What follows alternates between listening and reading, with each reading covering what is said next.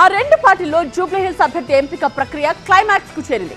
Survey ఆధారంగా Congress, 3 men committee ఆధారంగా BJP అభ్యర్థిని ఎంపిక చేయనున్నారు. హైదరాబాద్ లో జూబ్లీహిల్స్ ఉప ఎన్నిక అభ్యర్థిగా మాగంటి సునీతను ప్రకటించి బీఆర్ఎస్ ముందు వరుసలో ఉంది. రాష్ట్రంలో అధికారంలో ఉన్న కాంగ్రెస్ పార్టీ, కేంద్రంలో అధికారంలో ఉన్న బీజేపీ ఇంకా అభ్యర్థుల వేటలోనే మునిగిపోయాయి. అయితే ప్రచారంలో మాత్రం 3 పార్టీలు దూసుకుపోతున్నాయి. జూబ్లీహిల్స్ అభ్యర్థిపై కాంగ్రెస్ కసరత్తు చివరి అంకానికి చేరింది. సర్వే ఆధారంగా 3 అభ్యర్థులను షార్ట్ లిస్ట్ చేశారు ఇన్ఛార్జ్ మంత్రులు. రాష్ట్ర నాయకత్వం నవీన్ యాదవ్, బొంతు రామ్మోహన్, సిఎన్ రెడ్డి పేర్లను ఫైనల్ చేసినట్టుగా ప్రచారం జరుగుతోంది. మరోవైపు తాను కూడా టికెట్ రేసులో ఉన్నా అంటున్నారు అంజన్ కుమార్ యాదవ్. మరోవైపు జూబ్లీహిల్స్ కాంగ్రెస్ ఇన్ఛార్జీలు, కోఆర్డినేటర్లతో మీనాక్షి నటరాజన్, మహేష్ కుమార్ గౌడ్ సమావేశమయ్యారు. ఎవరికి టికెట్ ఇస్తే పార్టీకి మేలు జరుగుతుంది అన్న అంశంపై ఆరా తీశారు. అయితే బీజేపీ కూడా ఇప్పటికే అభ్యర్థి ఎంపిక కోసం 3 మెన్ కమిటీని వేసింది.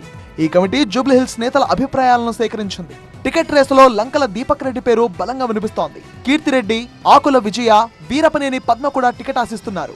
వీలైనంత త్వరగా అభ్యర్థిని ప్రకటించేందుకు కసరత్తు చేస్తున్నామన్నారు బీజేపీ నేతలు.